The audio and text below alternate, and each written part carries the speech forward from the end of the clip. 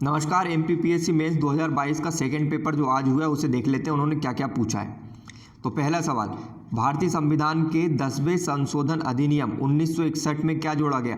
तो 1961 में जोड़ा गया था दादर नगर हवेली को प्रथम अनुसूची में जोड़ा गया था।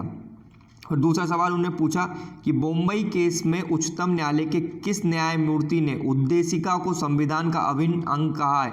तो ये सवाल भैया टफ है। तीसरा सवाल उन्होंने पूछा भारतीय संविधान के किस अनुच्छेद में संघ और राज्य के बीच विधायी शक्तियों के वितरण का घोषणा पत्र है? ये भी हल्का टफ है। फिर चौथा सवाल उन्होंने पूछा राजनीतिक दल आधुनिक राजनीति के आधार स्तंभ है, ये कथन किस विद्वान का है? फिर पांचवा सवाल, मुख्य निर्वाचन आयुक्त महाभियोग की कार्यविधि निश्चित करने का अधिकार किसे प्राप्त है?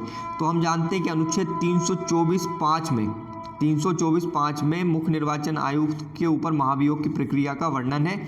इसमें संसद के दोनों सदन विशेष बहुमत द्वारा मुख्य निर्वाचन आयुक्त को हटाने की प्रक्रिया स्टार्ट करते हैं। फिर छठवां सवाल, मध्य प्रदेश लोक सेवा आयोग ने प्रथम प्रतियोगिता परीक्षा कब आयोजित की थी? तो 1958 में पहली बार एमपीपीएससी ने एग्जाम लिए थे।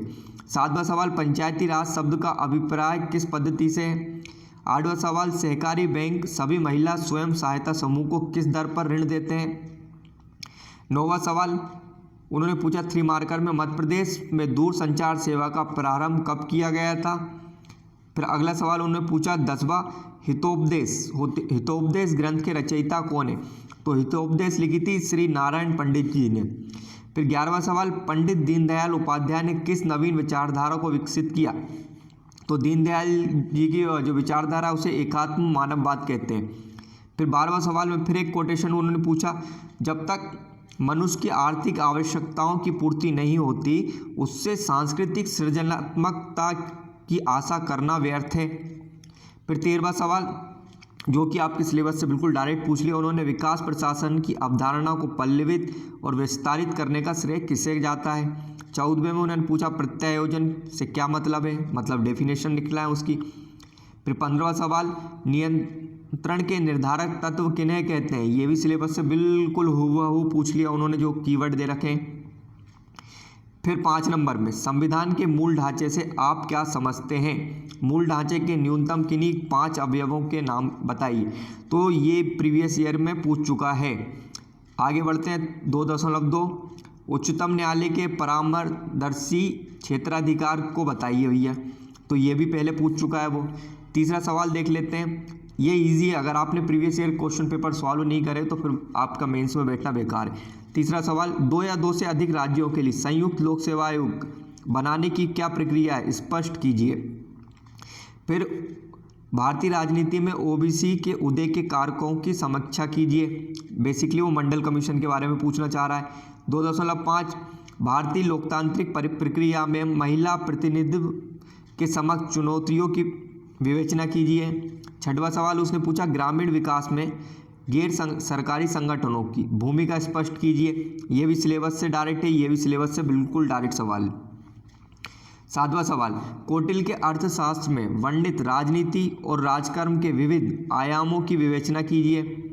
8वां सवाल, सामाजिक लोकतंत्र में अंबेडकर का क्या अर्थ था, विवेचना कीजिए। ये थोड़ा घुमावदार सवाल है, मतलब आपको सोच के लिखना पड़ेगा। 9वां सवाल क्या पूछा उन्होंने, अध्ययन के एक विषय के रूप में लोक प्रशासन के मूल सरोकार कौन कौन से? तो जब आप लोक प्रशासन पढ़ोगे ना तो उसमें ये सवाल मिल जाएगा आपको डायरेक्ट।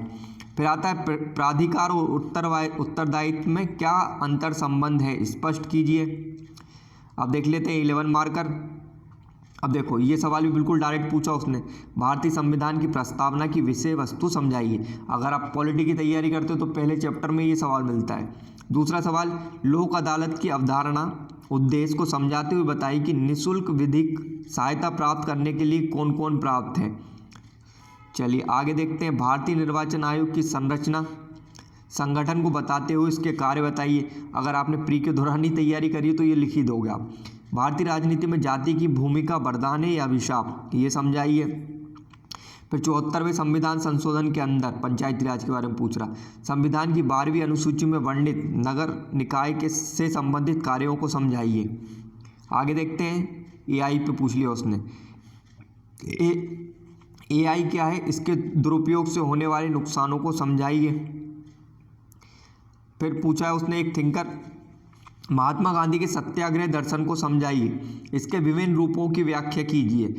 फिर राम मनोहर लोहिया की चौखंबा या चार स्तरीय राज की अवधारणा को समझाइए। ये बिल्कुल डायरेक्ट सवाल पूछे जो कि हर कोई बच्चा पढ़ता है। जब कोई चीज़ हर कोई बच्चा पढ़ के लिख कर आता है तो उसमें होती है एवरेज मार्किंग भैया। जैसे ये बिल्कुल डायरेक्ट सवाल है, नवीन लोक प्रशासन के लक्ष्यों को समझाइए, विकासशील देश में लोक प्रशासन की भूमिका को समझाइए। ये बिल्कुल डायरेक्ट सवाल पूछ लिया उसने लोक प्रशासन से। चलिए अब सेक्शन वी देख लेते हैं।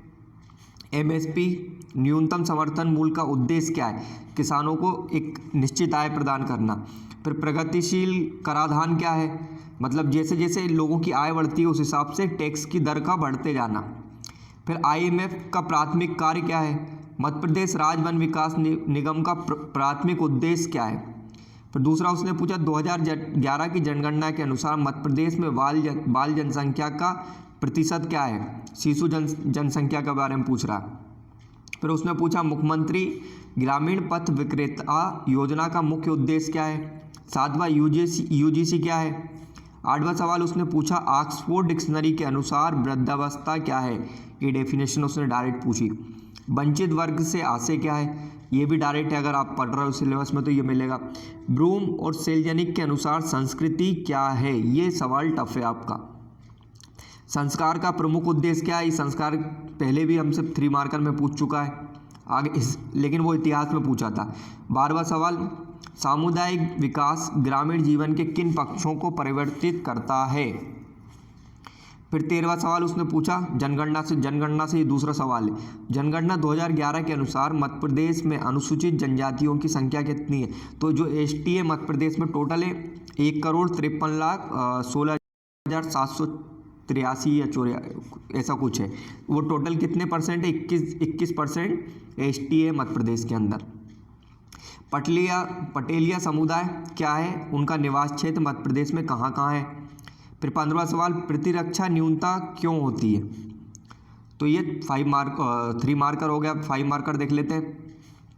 भारत में हरित क्रांति के प्रमुख घटक क्या है, ये इजी सवाल हो गया। भारत की गैर राजस्व प्राप्तियों में क्या क्या शामिल होता है, ये भी बिल्कुल सब लिख के आएंगे सवाल का उत्तर। फिर चालू खाता की पूर्ण परिवर्तनीयता का क्या अर्थ होता है। मध्य प्रदेश में सहकारी बैंकों की स्थिति क्या है। फिर 5वां सवाल उन्होंने जो पूछा प्रारंभिक शिक्षा का पहला चरण कौन सा होता है। 6वां सवाल WHO के अनुसार निषक्ता के 3 चरण बताइए। फिर उन्होंने 7वां पूछा सभ्यता का माप सरल है किंतु संस्कृति का नहीं, समझाइए। ये थोड़ा सोच के लिखने वाला उत्तर हो गया आपका। नाबार्ड क्या है, ये इजी सवाल सिलेबस से पूछ लिया उन्होंने बिल्कुल। नाबार्ड क्या है, ये ग्रामीणों के लिए कैसे कैसे उपयोगी है। 9वां सवाल पुरुष नसबंदी क्या है, इसकी सलक्रिया समझाइए। 10वां सवाल उन्होंने पूछा भील जनजाति में गोल गधेड़ों विवाह पद्धति को समझाइए कि वो कहाँ पे होती है, कैसे होती है। अब 11 मार्कर देख लेते हैं। विश्व व्यापार संगठन WTO से भारतीय कृषि पर होने वाले संभावित प्रभावों का उल्लेख कीजिए कि भैया वो कैसे कैसे कृषि पर, इसमें आप पॉजिटिव और नेगेटिव दोनों लिख कर आना था। भारत सरकार की मेक इन इंडिया पहल का वर्णन कीजिए, ये प्रमुख योजना हो गई आपकी। 2000 जनगणना से तीसरा सवाल आ गया। 2011 की जनगणना के अनुसार मध्य प्रदेश में कार्यशील जनसंख्या को उनकी आर्थिक गतिविधियों के आधार पर विवेचना कीजिए। तो इसके लिए आपको इकोनॉमिक सर्वे, MP का इकोनॉमिक सर्वे का डेटा चाहिए लिखने के लिए, अगर आपको ज़्यादा नंबर चाहिए। मध्य प्रदेश में उद्योगों के लिए बुनियादी सुविधाओं की विवेचना कीजिए। तीसरा सवाल भारत में व्यावसायिक शिक्षा की चुनौतियों को समझाइए। और तीसरा सवाल इसी में अथवा में पूछा भारत में वृद्धजनों की प्रमुख समस्याएं लिखी। तो ये डायरेक्ट सवाल हो गया आपका, तो आप ज़्यादातर लोगों ने ये वाला उत्तर लिखा होगा। अब चौथा सवाल देख लेते हैं। पंचायती राज व्यवस्था में महिला आरक्षण की स्थिति और उनकी चुनौतियों को समझाइए। और बहिर्विवाह क्या है, गोत्र विवाह को समझाइए। दोनों सिलेबस में है अपने बुक में, हर बुक में मिलेंगे। फिर 5वां सवाल जो उन्होंने पूछा जनसंख्या नियंत्रण के महत्वपूर्ण उपायों की चर्चा कीजिए, ये डायरेक्ट सवाल हो गया। नातेदारी रीतियों में परिहार और परिहास एक दूसरों के विपरीत है, समझाइए। तो ये थोड़ा टफ सवाल है और ये इजी है। तो आज का पेपर भी कल की तरह एवरेज है और ज़्यादातर कोचिंग अपने फ़ोटो डालेंगे कि हमारे नोट्स से आया। तो आपको भैया नोट्स बदलने की ज़रूरत नहीं है, जो आप पढ़ते आ रहे हो उसी नोट्स को पढ़िए, किसी कोचिंग के भ्रम में मत आइए। धन्यवाद दोस्तों।